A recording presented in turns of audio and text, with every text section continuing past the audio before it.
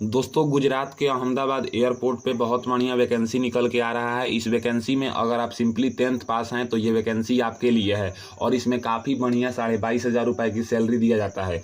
अगर हम यहाँ पे बात करें तो वैकेंसी है हांडी मैन। हांडी मैन का मतलब हो गया कि ये मेल कैंडिडेट्स के लिए है और दूसरा है हांडी वोमैन जो कि फीमेल के लिए है। हांडी मैन में अगर हम बात करें तो 111 पोस्ट पे वैकेंसी है और हांडी वोमैन में हम बात करें तो 31 पोस्ट पे वैकेंसी है। इसमें कोई भी रिटन एग्जाम नहीं होता है, केवल आपको इंटरव्यू बेस पे सिलेक्शन होता है। अगर हम यहाँ पे बात करें तो 4/11/2024 को और 5/11/2024 को अगर आप हांडी मैन पोस्ट के लिए एलिजिबल हैं तो आप जाके इंटरव्यू दीजिएगा इस जगह पे। अगर आप हांडी वोमैन में इंटरव्यू देना चाहती हैं तो आपको 6/11/2024 को इस जगह पे जाके इंटरव्यू देना होता है। ये हो गया इसका शॉर्ट नोटिफिकेशन। अगर हम बात करें तो ये इसका अप्लीकेशन फॉर्म है। इस अप्लीकेशन फॉर्म को भर के आपको लेके जाना होता है और जाके इंटरव्यू दीजिएगा, तब जाके आपको जो है ना जॉब मिलता है।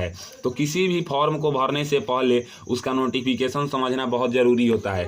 अगर हम नोटिफिकेशन की बात करें तो ये इसका नोटिफिकेशन है। अगर आप देखिएगा तो ये नोटिफिकेशन 28/10/2024 को निकाला गया है। यहाँ पे इसका रेफरेंस नंबर भी है। ऊपर में अगर आप पढ़िएगा तो walk in recruitment exercise at Ahmedabad airport, यानी कि ये अहमदाबाद एयरपोर्ट के लिए है। यहाँ पे अगर हम बात करें तो ये एयरपोर्ट सर्विसेज लिमिटेड में Indian national male and female candidates को अहमदाबाद एयरपोर्ट पे जो है ना 3 साल का कॉन्ट्रैक्ट बेस पे ये जॉब दिया जाता है। अगर हम आगे बात करें तो ये इसका बताया गया है कि क्वालिफिकेशन क्या चाहिए और सैलरी कितना मिलेगा और एज क्राइटेरिया क्या चाहिए। हांडी मैन और हांडी वोमैन में 10वीं पास मांगा गया है और इंग्लिश लैंग्वेज आपको पढ़ने आना चाहिए और थोड़ा बहुत लोकल लैंग्वेज का भी जानकारी होना चाहिए। हालांकि ये नहीं भी है तो कोई बात नहीं है, ये नहीं मांगा जाता है। 22,530 रुपये का सैलरी दिया जाएगा।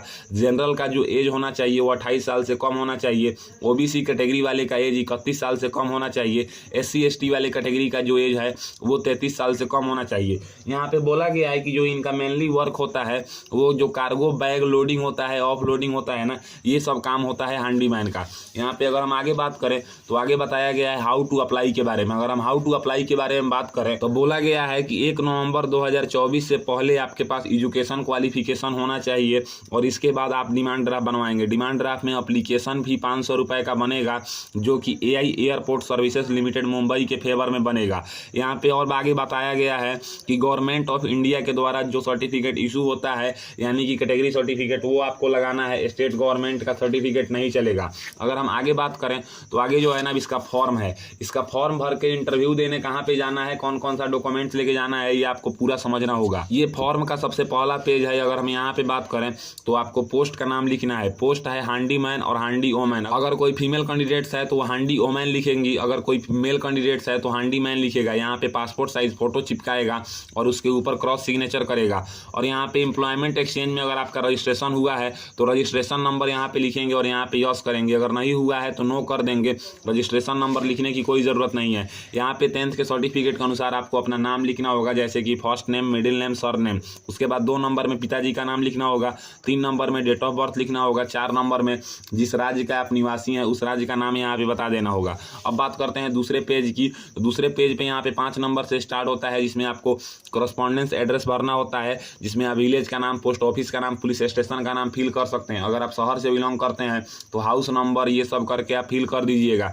यहाँ पे आप अपना पिन कोड फिल कीजिएगा। यहाँ पे आप अपने राज्य का नाम बताइएगा। उसके बाद यहाँ पे आपको मोबाइल नंबर आप बताना होगा अपना। उसके बाद यहाँ पे अपना ईमेल ID लिखना होगा। फिर यहाँ पे 6 नंबर में आपको जेंडर बताना है। अगर मेल है तो मेल में टिक कीजिएगा, फीमेल है तो फीमेल में टिक कीजिएगा। 7 नंबर में मैरिटल स्टेटस बताना है कि आप शादीशुदा हैं कि अविवाहित है। अगर अविवाहित है तो यहाँ पे अनमैरिड में X मार्क कर देंगे, क्योंकि यहाँ पे बताया हुआ है कि आपको X मार्क करना है, सही का निशान नहीं लगाना है। मैरिड है तो मैरिड में यहाँ पे X मार्क करेंगे। नेशनलिटी यहाँ पे इंडियन लिख देना है। रिलीजन अपना हिंदू, मुस्लिम, सिख, ईसाई जो भी है वो बताएंगे। अपनी मातृभाषा बताएंगे 10 नंबर में। 11 नंबर में पैन कार्ड का नंबर बताना है। 12 नंबर में आधार कार्ड का नंबर बताना है।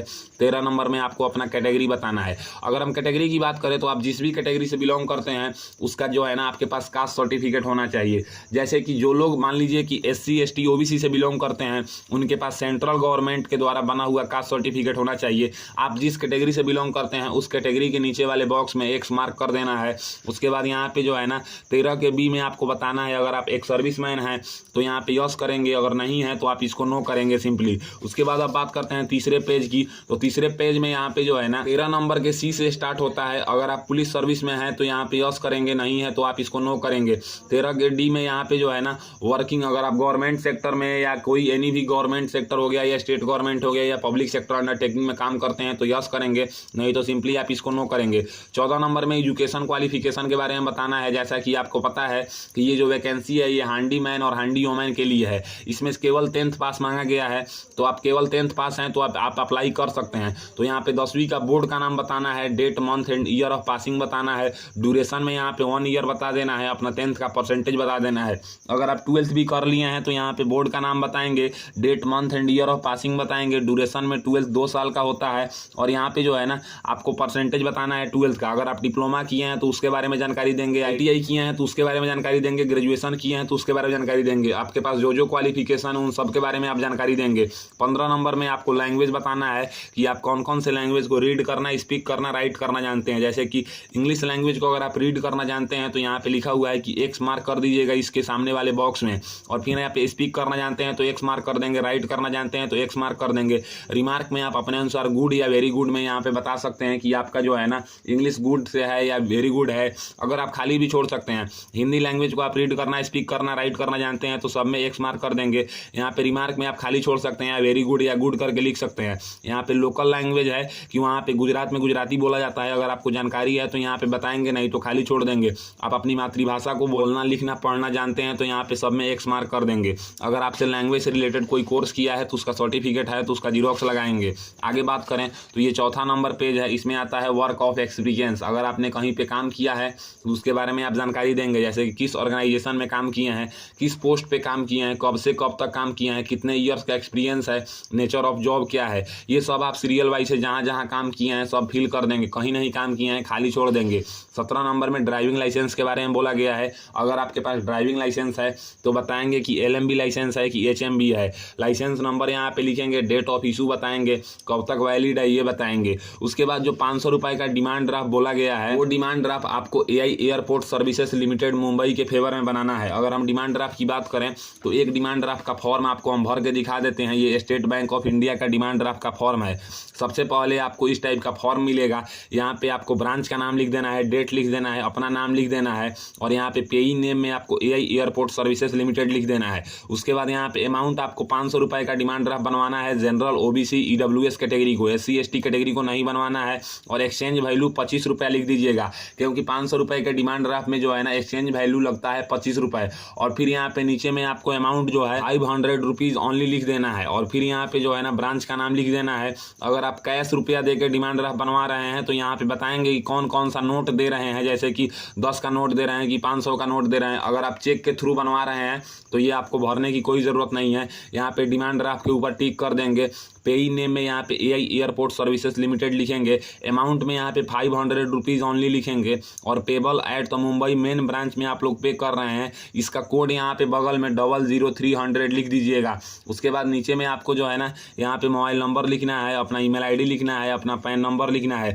फिर यहाँ पे आपको डेट लिख देना है और अमाउंट यहाँ पे 500, एक्सचेंज वैल्यू 25 रुपये लिख दीजिएगा। सबको जोड़ के यहाँ पे 525 रुपये लिख दीजिएगा। और यहाँ पे अपना नेम और पूरा एड्रेस लिख दीजिएगा, सिग्नेचर कर दीजिएगा। ये हो गया हमारा स्टेट बैंक ऑफ इंडिया का डिमांड ड्राफ्ट बनवाने का जो फॉर्म होता है, इसको इसी टाइप से फिल करना है। अब इसके साथ जो है ना आपको कैश रुपया नहीं देना है, एक अपना चेक लेना है। और चेक लेने के बाद योर सेल्फ चेक पे लिख दीजिएगा और 525 रुपये का चेक काट के आपको इस फॉर्म के साथ लगा के दे देना है अपने ब्रांच में। तो आपका जो है ना डिमांड ड्राफ्ट बन जाएगा। अब आप ये बोलिएगा कि मेरे पास चेक नहीं है, अगर हम डिमांड ड्राफ्ट अपने पापा के खाता से बनवाएं या अपने भाई के खाता से बनवाएं तो कोई दिक्कत होगा क्या? तो आप किसी के भी अकाउंट से डिमांड ड्राफ्ट बनवा सकते हैं। बस डिमांड ड्राफ्ट जिसके फॉर्म के साथ रहेगा वो डिमांड ड्राफ्ट उसका माना जाएगा। जरूरी नहीं है कि आपको अपने खाता से ही डिमांड ड्राफ्ट बनवाना है।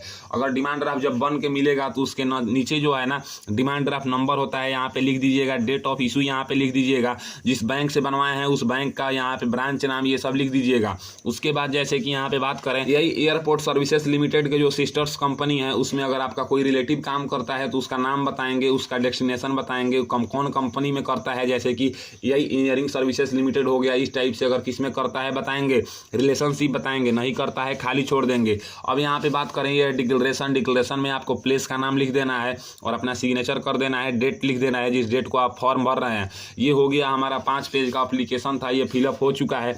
अब 6ठा पेज में आपको डॉक्यूमेंट्स के बारे में जानकारी देना है। अगर हम डॉक्यूमेंट्स डॉक्यूमेंट्स के बारे में बात करें तो सबसे पहले यहाँ पे बोला जा रहा है एप्लीकेशन फी एप्लीकेबल। क्या आप में एप्लीकेशन फी लग रहा है तो यहाँ पे यस करेंगे। 2 नंबर में स्कूल लिविंग सर्टिफिकेट का जीरोक्स अगर आप लगा रहे हैं तो यहाँ पे यस करेंगे। 3 नंबर में 10वीं का मार्कशीट और पासिंग सर्टिफिकेट लगा रहे हैं तो यस करेंगे। 4 नंबर में 12th का लगा रहे हैं तो यस करेंगे। 5 से लेके और यहाँ पे 9 तक अगर आप ग्रेजुएशन में लगा रहे हैं तो सबको यस करेंगे। 10 नंबर में अगर आप ग्रेजुएशन के प्रोविजनल सर्टिफिकेट को लगा रहे हैं तो यस करेंगे। 11 नंबर में डिप्लोमा लगा रहे हैं तो यस करेंगे। 12 नंबर में ITI वाले यस करेंगे। 13 नंबर में MBA का सर्टिफिकेट लगा रहे हैं तो यस करेंगे। 14 नंबर में caste certificate SC ST OBC category वाले को सबको लगाना है तो यहाँ पे यस कर दीजिएगा। 15 नंबर में डिस्चार्ज सर्टिफिकेट, एक सर्विसमैन अगर आप हैं तो लगाएंगे। एक्सपीरियंस सर्टिफिकेट है तो अगर आप लगाएंगे। डोमिसाइल सर्टिफिकेट सब किसी को लगाना है। पैन कार्ड की कॉपी सब किसी को लगाना है। आधार कार्ड की कॉपी सब किसी को लगाना है। EWS कैंडिडेट्स को जो है ना यहाँ पे EWS सर्टिफिकेट आपको लगाना है। अगर आप जैसे ड्राइविंग लाइसेंस का जानकारी दे रहे हैं तो उसका जीरोक्स लगाइएगा। अगर आप पासपोर्ट बनवाए हैं तो उसका यहाँ पे जानकारी दीजिएगा। जरूरी नहीं है सब डॉक्यूमेंट्स आपको लगाना है, लेकिन जो डॉक्यूमेंट्स आपके पास है जिसके लिए आप एलिजिबल हैं वो डॉक्यूमेंट्स आप लगा दीजिएगा। ये सब डॉक्यूमेंट्स का जीरोक्स लगाना है और उसके नीचे आपको सिग्नेचर कर देना है, यानी कि सेल्फ अटेस्टेड डॉक्यूमेंट्स लगाना है। अब बात करते हैं कि ये हमारा जो 6 पेज का एप्लीकेशन है, इसको भरने के बाद इसके जस्ट नीचे आपको जो है ना जो डॉक्यूमेंट्स का जीरोक्स लगा रहे हैं उसको अटेस्टेड करके और पिन अप कर दीजिएगा। अब आपको जो है ना इस फॉर्म को लेके और आपको कहाँ पे जाना है तो यहाँ पे देखिए इस फॉर्म को आप देखेंगे। अगर आप मेल कैंडिडेट्स हैं तो 4 और 5 नवंबर को 9:30 से 12:30 बजे के बीच में RTO circle play ground opposite collector office beside यहाँ पे श्रेया इन होटल अहमदाबाद, पिन है इसका 380027, यहीं पे आपको जाना है। आप अगर मेल हैं तो 4-5 नवंबर को जाइएगा, फीमेल हैं तो 6 नवंबर को जाइएगा। वहाँ पे बस आपका इंटरव्यू होगा और ओरिजिनल डॉक्यूमेंट्स चेकअप होगा। ये करने के बाद जो है ना आप अगर इंटरव्यू में सिलेक्टेड होते हैं तो आपको महीना दिन के अंदर बता दिया जाता है और आपको जो है ना एयरपोर्ट पे हैंडीमैन का जॉब मिल जाता है। तो इस टाइप से आज के इस वीडियो में आपने जाना कि अहमदाबाद एयरपोर्ट पे बहुत बढ़िया 142 पोस्ट पे हैंडीमैन और हैंडी वोमैन को मिलाकर वैकेंसी निकाला गया है। इस वैकेंसी का फॉर्म आप लोग कैसे भरेंगे, इंटरव्यू देने कैसे जाएंगे, डिमांड ड्राफ्ट कैसे बनवाएंगे, पूरा डिटेल्स मैंने चर्चा किया। अगर मेरी दी हुई जानकारी आपको पसंद आता है तो मेरे वीडियो को लाइक कीजिए एंड ऐसे ही इन्फॉर्मेटिव वीडियो के लिए मेरे चैनल को सब्सक्राइब कीजिए। आज के लिए बस इतना ही, मैं आपसे विदा लेना चाहूंगा। तब तक आप लोग देखते रहिए मेरा यूट्यूब चैनल फॉर्म फिलअप की नॉलेज। जय हिंद, जय भारत।